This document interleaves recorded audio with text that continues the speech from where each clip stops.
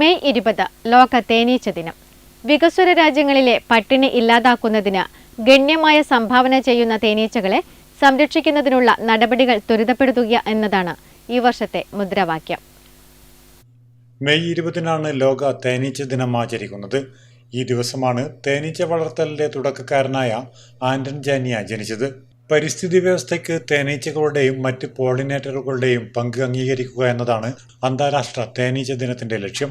May 20 ലോക തേനീച്ച ദിനമായി 2017 ഡിസംബറിൽ പ്രഖ്യാപിക്കാനുള്ള സ്ലൊവേനിയയുടെ നിർദ്ദേശത്തിന് UN അംഗരാജ്യങ്ങൾ അംഗീകാരം നൽകി. നാം എല്ലാവരും തേനീച്ചകളുടെ നിലനിൽപ്പിനെ ആശ്രയിച്ചിരിക്കുന്നു. തേനീച്ചകളും മറ്റ് പരാഗണകാരികളായ ചിത്രശലഭങ്ങളും വവ്വാലുകളും ഹമ്മിംഗ് ബേർഡുകളും മനുഷ്യന്റെ പ്രവർത്തനങ്ങളാൽ ഇന്ന് കൂടുതലായി ഭീഷണിയിലാണ്. നമ്മുടെ ആവാസ വ്യവസ്ഥയുടെ നിലനിൽപ്പിനുള്ള ഒരു അടിസ്ഥാന പ്രക്രിയയാണ് പരാഗണം.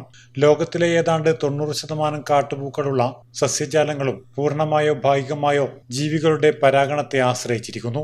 ലോകത്തിലെ 75% ഭക്ഷ്യവിളകളും ആഗോള കാർഷിക ഭൂമിയുടെ 35% ഈ വിധത്തിലുള്ളതാണ്. പരാഗണങ്ങൾ ഭക്ഷ്യസുരക്ഷയ്ക്ക് നേരിട്ട് സംഭാവന ചെയ്യുക മാത്രമല്ല, ജൈവവൈവിധ്യം സംരക്ഷിക്കുന്നതിനും സംഭാവന ചെയ്യുന്നുണ്ട്.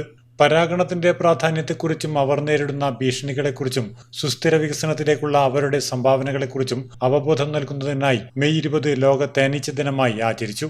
ആഗോള ഭക്ഷ്യവിതരണവുമായി ബന്ധപ്പെട്ട പ്രശ്നങ്ങൾ പരിഹരിക്കുന്നതിനും വികസ്വര രാജ്യങ്ങളിലെ പട്ടിണി ഇല്ലാതാക്കുന്നതിനും ഗണ്യമായി സംഭാവന ചെയ്യുന്ന തേനീച്ചകളെയും മറ്റ് പരാഗണ ജീവികളെയും സംരക്ഷിക്കാൻ ലക്ഷ്യമിട്ടുള്ള നടപടികൾ ശക്തിപ്പെടുത്തുക എന്നതാണ് ഈ ദിനത്തിന്റെ ലക്ഷ്യം.